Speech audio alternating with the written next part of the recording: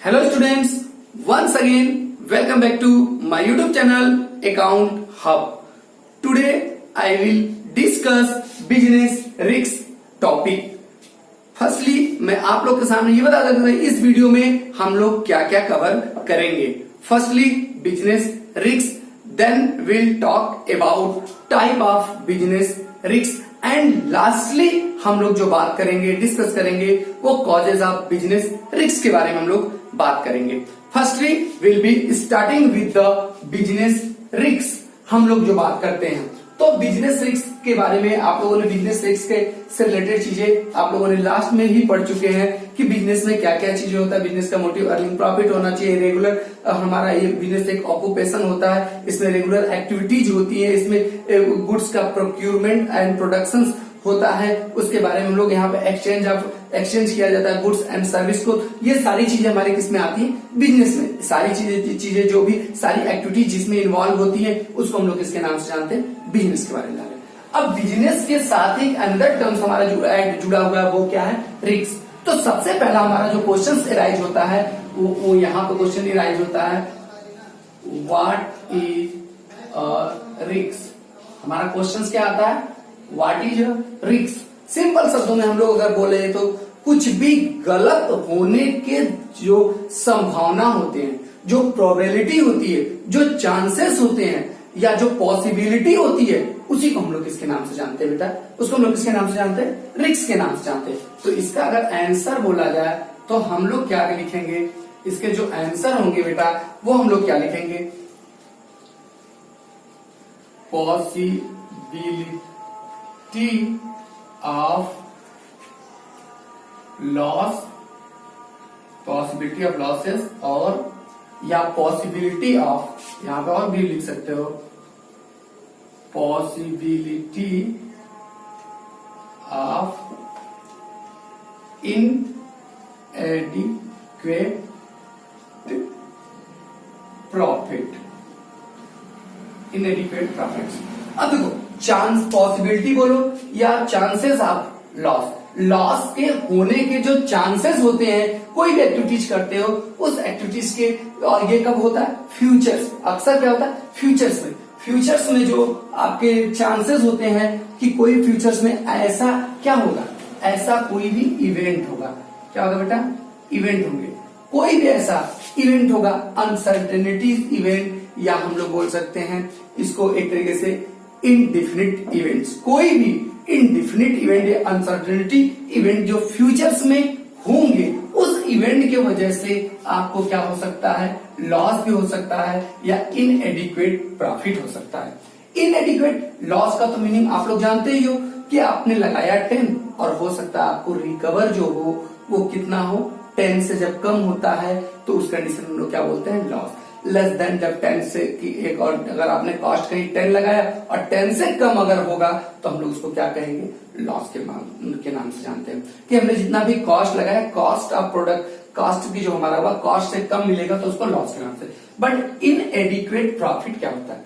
इनएडिक्वेट profit का मतलब less expected profit, कि जो हम लोगों ने क्या किया था इसको हम लोग बोलते हैं लेस प्रॉफिट देन एक्सपेक्टेड. यहां पे हम लोग क्या बोल सकते हैं? इनएडिक्वेट प्रॉफिट का मतलब लेस प्रॉफिट देन एक्सपेक्टेड. हमने जो एक्सपेक्ट किया था प्रॉफिट, उस प्रॉफिट से कम हमको प्रॉफिट हो तो उसको हम लोग क्या बोलते हैं? इनएडिक्वेट प्रॉफिट. हमने प्रॉफिट को ये सोचे थे कि जैसे कि हम लोग किसी चीज को 10 में बनाए और उसको मार्केट में बेचेंगे कितने में? 15 का.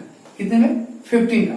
बट इस एक्सपेक्टेड प्रॉफिट से किसी जेन्युइन रीजन से या किसी भी फैक्टर से की वजह से आपको प्रॉफिट कितना हो? 11 में ही सेल हो पाया तो आपको प्रॉफिट कितना होगा?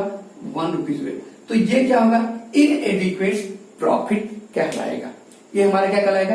इनएडिक्वेट प्रॉफिट कहलाएगा. तो इस कंडीशंस के भी जो होते हैं, ये जो नुकसान होंगे इसी को हम लोग किसके नाम से, जो ऐसा चांस हो सकता है, ऐसे पॉसिबिलिटी है तो उसी को हम लोग किसके नाम से जानेंगे? रिस्क के नाम से जानेंगे. अब बेटा हम लोग एक बात ये भी बताते हैं आप लोगों को, इसी रिस्क को जब हम लोग इम्प्लीमेंट कर दे, क्या कर दे? हम लोग इम्प्लीमेंट कर दे किसमें? In the business. हम लोग किसमें इंप्लीमेंट कर दे? इसी रिस्क को इंप्लीमेंट किसमें कर दिया जाए? बिजनेस में जब इंप्लीमेंट कर दिया जाए तो उसी को हम लोग किसके नाम से जानते हैं बेटा? बिजनेस रिस्क के आप लोग मीनिंग ऑफ बिजनेस रिस्क में हम लोग जो बात कर रहे हैं कि बिजनेस रिस्क जो होता है वो रिफर टू द पॉसिबिलिटी, किसको रिफर करता है? पॉसिबिलिटी या प्रोबेबिलिटी या चांसेस ऑफ इसका लॉस और इनएडिक्वेट प्रॉफिट। इनएडिक्वेट प्रॉफिट का मतलब मैंने अभी बताया कि profit less than expected profit. Profit is less than expected profit जब होता है तो उसको इनएडिक्वेट प्रॉफिट करते हैं। मीन्स कि जितना मैंने सोचा था उससे कम अगर मुझे लाभ होगा तो उसी को हम लोग बोलते हैं इनएडिक्वेट प्रॉफिट। वो भी तो एक तरीके से मेरा रिस्क। और ऐसा होता क्यों है? Due to uncertainty and unexpected event. कि जो अनएक्सपेक्टेड इवेंट होगा वो कब होगा? फ्यूचर्स में। It is happening on the future. ये कब होता है? फ्यूचर्स में। जो होने की फ्यूचर्स में कुछ चीजें चेंजेस होने का, कुछ भी चेंज होने के कारण। जस्ट लाइक एक एग्जांपल हम लोग लेके चलते हैं। Demand for a product may be decline.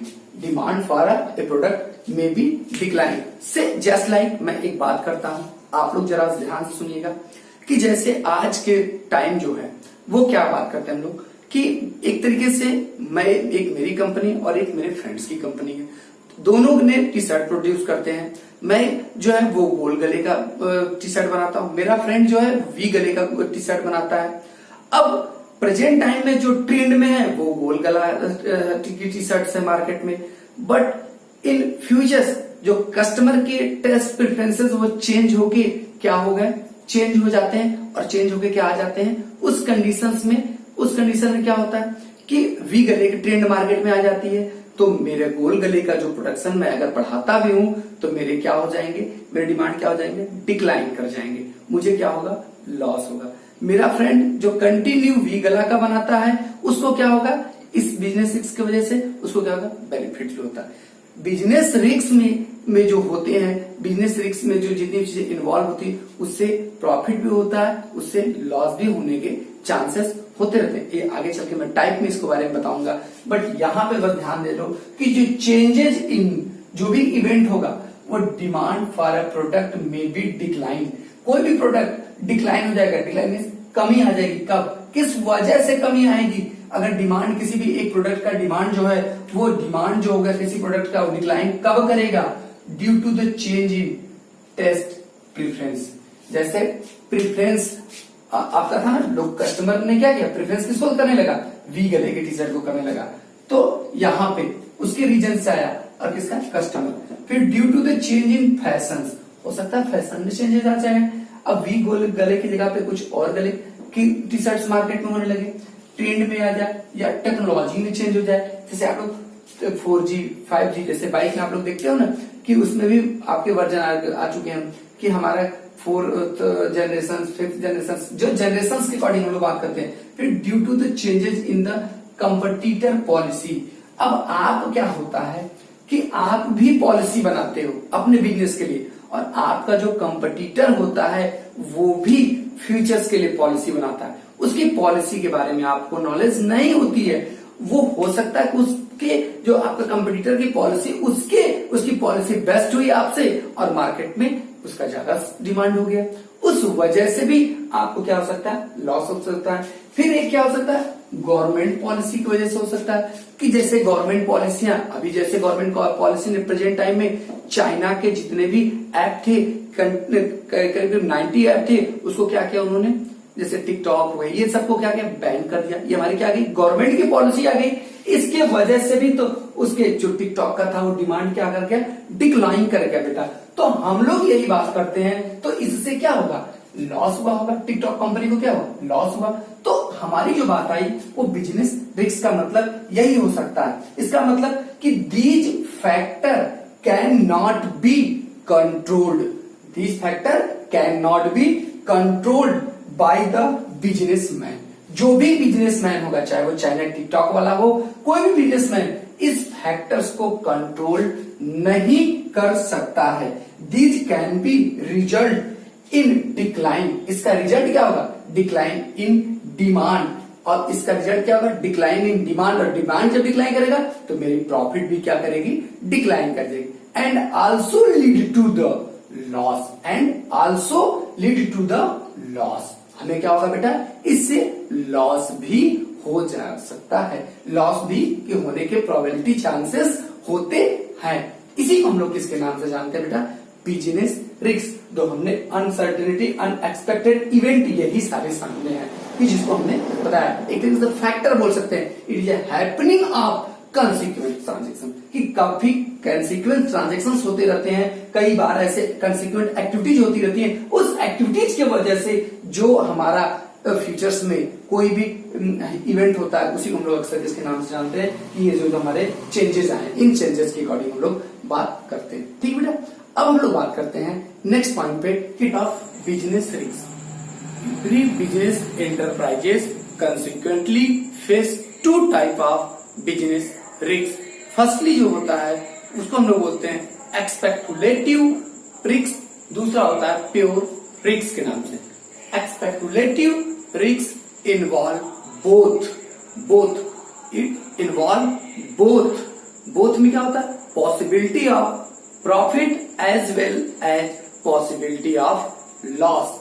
जब दोनों होता है इन्वॉल्व तो उसको हम लोग बोलते हैं एक्सपेक्युलेटिव रिस्क के नाम से जानते हैं। और साथ ही साथ इट ओनली इन्वॉल्व, इसमें क्या होता है, ओनली इन्वॉल्व लॉस और as well as no loss, तो उसको हम लोग किसके नाम जानते हैं, प्योर बिजनेस रिस्क के नाम जानते हैं। फर्स्ट हम लोग डिस्कस करते हैं एक्सपेक्युलेटिव बिजनेस रिस्क के नाम से हम जानते हैं। Speculative business risk refer to both as possibility of gain या possibility of profit as well as possibility of losses. अब आइदर प्रॉफिट और लॉस दोनों हो सकता है। अब ये कब हो सकता है, इसके पीछे का सबसे बड़ा रीजन जो होता है बेटा, एक सिंपल सा एग्जांपल आप लोग लेके चल सकते हो, उसी एग्जांपल से आप लोग समझ सकते हो, एकदम सिंपल सा। ड्यू टू, क्या लिख सकते हो बेटा, ड्यू टू पॉसिबिलिटी या ड्यू टू चेंजेस इन, बोल सकते due to change in market condition. किसके बेटा, मार्केट कंडीशन इंक्लूडिंग फ्लक्चुएशन। इसमें बोल सकते हो कंडीशन इंक्लूडिंग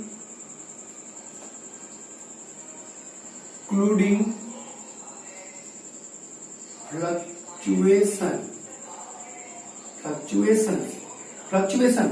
इसमें हम लोग क्या करते हैं, फ्लक्चुएशंस को भी इंक्लूड करके रखते हैं। जस्ट लाइक आप इसमें लिख सकते हो, पहला change in demand, change in, इसी में लिख लो बेटा, या आपको नीचे लिखना है तो लिख लो चेंज इन सप्लाई। फिर दूसरा होता है चेंज इन प्राइस। फिर क्या हो सकता है हमारा, चेंज इन फैशन, कामा आगे लिख सकते हो टेस्ट, प्रीफरेंसेस। ये सब की वजह से अगर ये सब चेंज हुआ और इस चेंज का जो इम्पैक्ट पड़ा हमारे किस पे, मार्केट पे, जो इसका चेंजेस का इम्पैक्ट पड़ा हमारे मार्केट पे, अगर मेरे लिए क्या हो गया, चेंज जो हुआ वो फेवरेबल हो गया। क्या हो गया बेटा, फेवरेबल हो सकता है इसका इम्पैक्ट जो चेंज हुआ है। या दूसरा क्या हो सकता है बेटा, दूसरा क्या हो सकता है, अनफेवरेबल। दूसरा क्या हो सकता है बेटा, अनफेवरेबल होगा तो उस कंडीशन में मुझे क्या होगा, लॉस होगा। और अगर चेंज मेरा फेवरेबल हो गया तो उस कंडीशन में मुझे क्या हो जाएगा, प्रॉफिट हो जाएगा।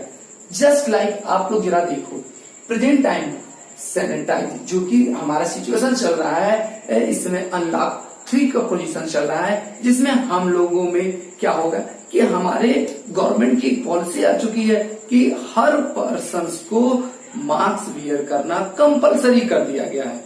बिना मास्क के न तो मेडिसिन मिलेगी, न मार्केट में आप शॉपिंग कर सकते हो, न टहल सकते हो, न बाइक ड्राइव कर सकते हो, कुछ भी बिना मास्क के नहीं कर सकते। अब सोचो, जो कंपनी पहले से मास्क को क्या करती थी, बनाती रहती थी, तो उस समय पहले लोग कौन लेते थे? डस्ट से बचने के लिए। सिटियों में लोगों केवल यह लेते थे, विलेज में इसका कोई डिमांड नहीं हुआ करता। इसका कहां डिमांड होता था? सिटी में, मेट्रो सिटियों में हुआ करता था, जहां पॉल्यूशन सबसे ज्यादा हुआ करता था। पॉल्यूटेड सिटियां जो होती थी उसमें इसके डिमांड हुआ करते थे।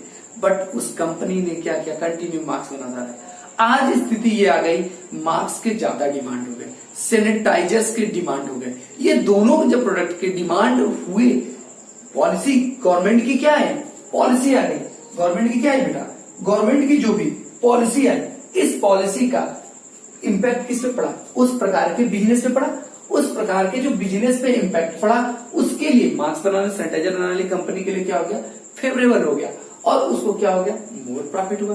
क्योंकि स्टार्ट में मास्क आप लोगों ने सुना था और सैनिटाइजर का रेट सुना था, जिसको लास्ट में जाके गवर्नमेंट ने उसको रेट को क्या किया? बॉन्ड किया। नहीं, पहले 400-400, 500-500 के मास्क, 800 के मास्क और सैनिटाइजर बिकते थे। तो इसका जो चेंजेस है बिजनेस में, रिस्क हुआ ना, और काफी चीजों के क्या हो गया? जब क्या हो गया? डिमांड किसका बढ़ा? सैनिटाइजर का बढ़ा। और डिमांड किसका बढ़ा? मास्क बढ़ा। तो लोगों ने क्या किया? इस अगर जो कंडीशंस आई, इस कंडीशंस में लोगों ने क्या किया? और सब चीजों को लेने से क्या कर दिया? सबकी डिमांड को कम करके फर्स्ट प्रेफरेंस किसको देने लगे? सैनिटाइजर और मास्क को देने लगे। उससे क्या? अदर्स जो गुड्स थे उसके डिमांड क्या हो गए? उसके डिमांड क्या हो गए? डिक्रीज हो गए। उसके डिमांड क्या हो गए? डिक्लाइन कर गया, फॉल कर गया उसका डिमांड। और मास्क और सैनिटाइजर की डिमांड क्या हो गया? तो वही बात है कि अगर चेंज इन डिमांड और चेंज इन सप्लाई और चेंज इन प्राइस का भी इम्पैक्ट किसमें? चेंज हो जाए, फैशन में, ट्रेंड में। जैसे मैंने भी एक एग्जांपल लास्टली डिस्कस किया था कि गोल गले का मैं प्रोडक्शन में मेरा फ्रेंड वी गले करता था, और अब ट्रेंड मार्केट में जो फैशन आ गया, फैशन किसका आ गया? वी गले का आ गया। तो उसके लिए फेवरेबल हो गया, और मेरे लिए क्या हो गया बेटा? अनफेवरेबल हो गया। तो ये प्रकार के जो रिस्क हुए, उसके वजह से मुझे क्या हो गया? जब वी गले का फैशन आया मार्केट में, तो उसको क्या हो गया? उस फैशन में जो चेंजेस हुए, उस वजह से मेरे फ्रेंड को क्या हो गया? प्रॉफिट हुआ, और उसका इम्पैक्ट मेरे ऊपर क्या पड़ा? लॉस पड़ा। तो यही जो बिजनेस रिस्क दो टाइप हो गए। पहला स्पेकुलेटिव प्रॉफिट, बिजनेस रिस्क के नाम से जानते हैं, और जिसमें हमारा प्रॉफिट हुआ और इसमें क्या हो गया? लॉस हुआ। ठीक बेटा। तो अब हम लोग दूसरी पॉइंट को देखते हैं, प्योर रिस्क के नाम से। Pure only possibility to the loss और नो लॉस। अब नो लॉस का मतलब क्या होगा बेटा? ऐसा कौन सा फ्यूचर का इवेंट होगा जिसकी वजह से या तो अगर वो इवेंट हुआ, it is happening of that event, जब वह इवेंट हुआ तो उससे लॉस होगा, और नहीं होगा तो उससे क्या होगा? कोई लॉस नहीं होगा। कोई लॉस नहीं होने का मतलब कि no profit. No profit, no loss.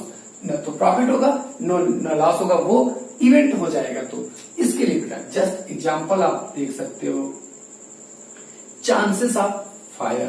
क्या बोल सकते हो? Chances of fire, theft, chances of fire, chances of theft. फिर क्या हो सकता है बेटा? चांसेस ऑफ स्ट्राइक, फिर चांसेस ऑफ अर्थ क्विक, फिर चांसेस ऑफ फ्लड, फिर चांसेस ऑफ फ्लड, फिर chances of heavy rainfall. Heavy rainfall हो सकता है, ज्यादा बारिश हो सकता है, ड्राई वाटर का कंडीशन हो सकता है। मीन्स ये सारी चीजें जो नेचुरल क्लाइमेटी से होती है और कुछ ह्यूमन की वजह से होती है, तो उस कंडीशंस में क्या हो सकता है बेटा? चांस ऐसा हो सकता है या तो लॉस होगा, और अगर वो इवेंट नहीं हुआ तो उससे नो लॉस होगा। मीन्स अगर हमारा एम्प्लॉय मेरा चोरी नहीं करता होगा तो उस कंडीशन में मुझे लॉस नहीं होगा। अब अगर वही ऑनेस्ट होगा अगर, तो उस कंडीशन में मुझे क्या होगा? प्रॉफिट भी नहीं होंगे। नो लॉस होगा, केवल प्रॉफिट नहीं होगा। अगर स्ट्राइक हमारे कंपनी में जो इम्प्लॉय होते हैं, इम्प्लॉय क्या किए? अपनी सैलरी बढ़वाने के लिए अगर स्ट्राइक नहीं किए तो उसका इम्पैक्ट ये होगा कि नो लॉस होगा। बट अगर स्ट्राइक किए तो उसका इम्पैक्ट क्या होगा? हमें लॉस होगा।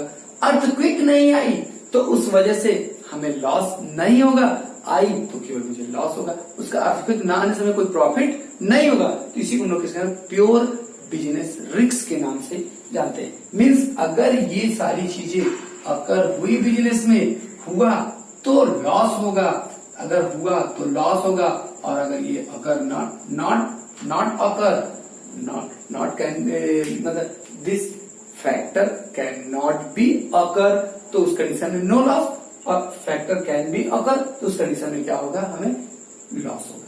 ठीक है बेटा, तो इतना ही। अब हम लोग क्या करते हैं बेटा, नेक्स्ट पॉइंट पे आते हैं। नेक्स्ट पॉइंट और अंतिम पॉइंट मेरा जो है आज का, हम लोग उसको डिस्कस करते हैं। कॉजेज ऑफ बिजनेस रिस्क की बात करते हैं। कॉजेज मीन्स कि एक तरीके से हम लोग बोले तो इसको हम लोग बोल सकते हैं रीजन, इसको हम लोग क्या बोल सकते हैं, रीजन, कि बिजनेस रिस्क होने की रीजन क्या है, इसको कैसे क्रिएट किया जा सकता है। दूसरा वर्ड में अगर हम लोग बोल सकते हैं तो इसको हम लोग बोल सकते हैं how business risk created,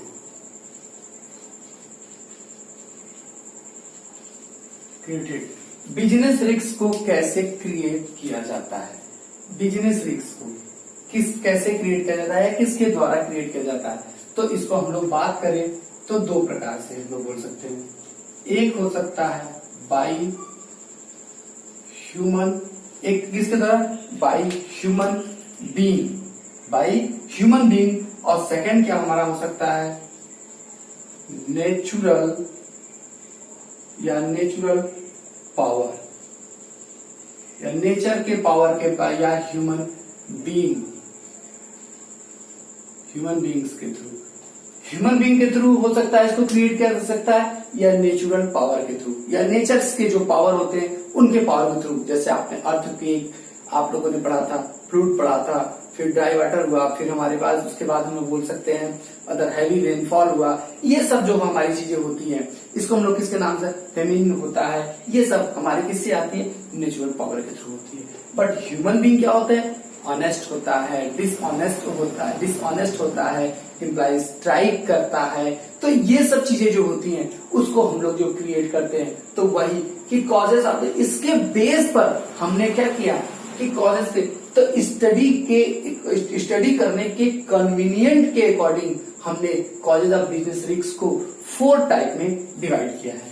first जो होता है नेचुरल कॉजेज, जो हमारा नेचर होता है वो क्या होता है, इनडिपेंडेंट। नेचर क्या होता है, nature is an independent and human being have no control over it. Human being क्या होता है कि जो नेचुरल में या जो नेचर्स में चेंजेस होते हैं उनको कंट्रोल नहीं कर सकते। कौन, ह्यूमन बीइंग नहीं कंट्रोल कर सकते। जस्ट लाइक मैंने एग्जांपल आपको दिखा था कि ये जो नेचुरल कॉजेज वो किसके वजह से होते हैं, जो इसके फैक्टर होते हैं नेचुरल कॉजेज के, earthquake, flood, heavy rain, famine, ये सब चीजें जो होती हैं, इन सब से जो हम लोग क्या होते हैं, इन सब से क्या होता है कि जो नुकसान होता है, ये सब में जो चेंजेस आते हैं, मतलब human being can not be make any preparation against, इसके इन सब की अगेंस्ट में ह्यूमन बीइंग कोई भी तैयारी नहीं कर सकता। अर्थक्वेक आए तो उसके लिए कोई तैयारी, उससे उसको हैवी लॉस होना ही, इसका रिजल्ट क्या होगा, उस बिजनेस को हैवी लॉस होगा ही होगा। तो पहला जो कार्जेस है वो क्या है, मैंने बताया नेचुरल पावर, कि नेचुरल पावर मीन्स गॉड के द्वारा या जो भी थर्ड पावर है, वो थर्ड पावर के द्वारा ये सब चीजें अगर हुई तो हमारे बिजनेस को लॉस होना श्योर ही है, 100% है। उसको हम लोग क्या कर सकते, उसके के लिए हम लोग कभी भी प्रिपरेशन नहीं कर सकते, उसके लिए हम लोग कभी भी तैयारी नहीं करके रख सकते कि उस लॉस से, जो हैवी लॉस है, उस लॉस से कम कैसे लॉस को किया जा सके।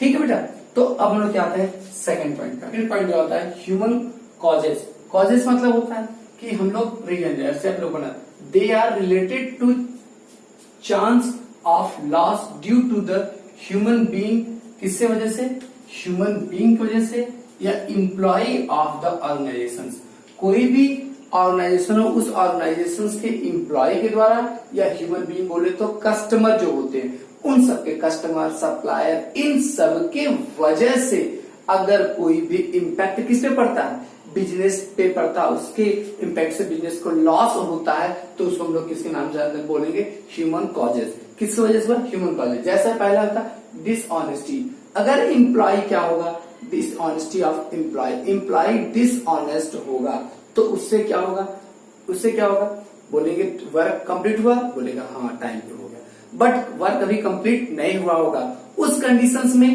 कहीं पे आपका जो मैनेजर्स होता है वो क्या करेगा, उस जगह पे कहीं पे भी वो क्या करेगा, जाके उससे आपके कांटेक्ट कर लेगा। कांटेक्ट करने का मतलब उनसे कि हाँ मेरे जो गुड्स हैं वो रेडी हो चुके हैं फॉर सेल के लिए, और बट जब वो कस्टमर आता है तो रेडी रहता ही नहीं, तो वो क्या है, डिसऑनेस्टी। अगर एम्प्लॉय डिसऑनेस्टी है तो उसकी वजह से भी बिजनेस में क्या हो सकता है, लॉस हो सकता है। टाइम पे वो चीजों को क्या करता है, मुकर जाए, उस समय चीजों को वो कंप्लीट न रख पाए, तो मीन्स डिसऑनेस्ट, ईमानदार होना चाहिए एम्प्लॉय। दूसरा होता है स्ट्राइक या लॉकडाउन हो जाए। स्ट्राइक का मतलब हमारे यहाँ जो बिजनेस में क्या होते हैं, ट्रेड यूनियन होते हैं, जो वर्कर्स होते हैं, जो एम्प्लॉय होते हैं, उनका एक यूनियन होता है। अगर वो सैलरी के लिए डिमांड कर दे या अपने क्या हुआ कि अपनी लाइफ स्टाइल्स को बढ़ाने के लिए या कोई बेनिफिट एक्स्ट्रा लेने के लिए क्या करते हैं, स्ट्राइक पे बैठ जाते हैं। वेज रेट को बढ़ाने के लिए अगर वो स्ट्राइक पे बैठ जाते हैं तो उसका भी इम्पैक्ट क्या होता है बिजनेस में, बिजनेस को क्या होता है, लॉस होता है। किसके कारण, ह्यूमन बीइंग की वजह से, मीन्स एम्प्लॉय की वजह से।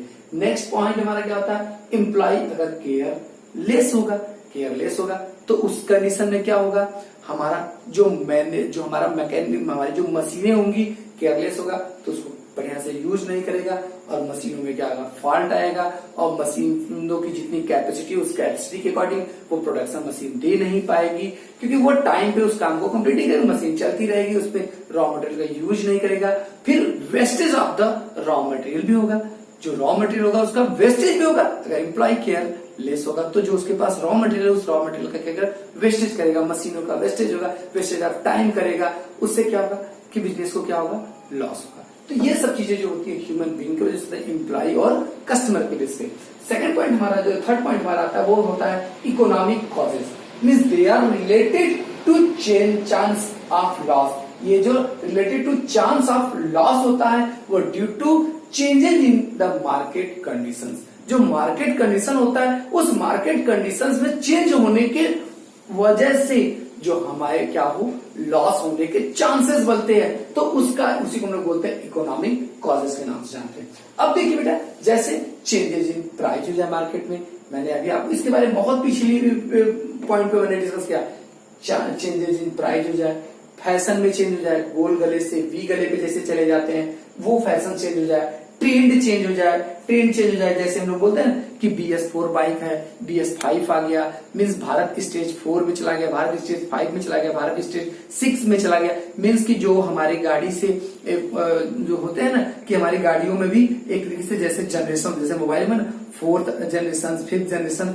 वैसे कंप्यूटर्स में भी जनरेशन होते हैं। तो मींस जो टेक्नोलॉजी में चेंजेस होते हैं इसका इम्पैक्ट हमारे ऊपर, अगर हमारे क्या चेंजेस होने से कुछ चीजें का फेवरेबल होता है, कुछ चीजों का अनफेवरेबल है। अब अनफेवरेबल हुआ तो उस कंडीशन में जो भी लॉसेस आते हैं चेंज होने की वजह से, उसी को हम लोग किसके नाम जानते हैं, इकोनॉमिक कॉजेस के नाम जानते हैं। फिर यहाँ पे हमारा कोई भी गवर्नमेंट पॉलिसी चेंज हो जाए, जैसे जस्ट लाइक आप लोग को एक एग्जांपल मैंने अभी आपको लास्ट में क्लास में मैंने गवर्नमेंट को टिकटॉक के बताया था, और जब जनता गवर्नमेंट आई थी 1971 में, उस समय भी कोका कोला कंपनी से लेकर ऐसे बहुत सी बड़ी कंपनियों को उसने इंडिया से बाहर कर दिया था। जनता सरकार की जब आई थी उस समय 1971 में, तो उसने क्या किया था, बहुत सारे कंपनियों, जो फॉरेन कंपनियां हैं उन कंपनियों को इंडिया से बाहर कर दिया था, रिस्ट्रिक्शन लगा दिया था कि आप हमारे कंट्री में एंट्री नहीं कर। लास्ट में अंतिम जो हमारे कॉजेज होते हैं स्टडी के लिए, हम लोग चौथा जो पढ़ना था, other causes. These are unforeseen event, कि कुछ ऐसे इवेंट होते हैं कि जो हमें दिखाई नहीं देते। जस्ट लाइक जैसे होता है एक पार्टी चेंज होती है, दूसरी पार्टी आती है, तो उस कंडीशन में क्या होता है, गवर्नमेंट के जो उस पार्टीज के फेवरेबल डिपार्टमेंट होंगे, उस पार्टी की जो फेवरेबल बिजनेस होगी, उसको वो क्या करेंगे, अपने पॉलिसी में ज्यादा प्रेफरेंस देंगे। अदर जो डिपार्टमेंट हो उनको क्या करते हैं, और अदर बिजनेस जो होती है उनको क्या करते हैं, उनके ऊपर रिस्ट्रिक्शंस लगाती हैं। तो वही पॉलिटिकल डिस्टर्बेंस, कुछ हो सकता है पॉलिटिकल डिस्टर्बेंस, जस्ट लाइक जैसे अभी आप लोग काफी चीजों को बता सकते हो कि पॉलिटिकल्स की वजह से, जैसे बीजेपी आई गवर्नमेंट, तो इसमें रिलायंस इंडस्ट्री की बात किया जाए, फिर इसमें हम लोग पतंजलि की बात किया जाए, तो इन सब की क्या होगी कि जो इनकी जो लाइफ है, जो इनके बिजनेस की जो लाइफ स्टाइल, वो क्या होगी, काफी इंप्रूव हुआ और काफी अच्छे लेवल तक इनका जो लेवल हुआ वो उठता चला गया।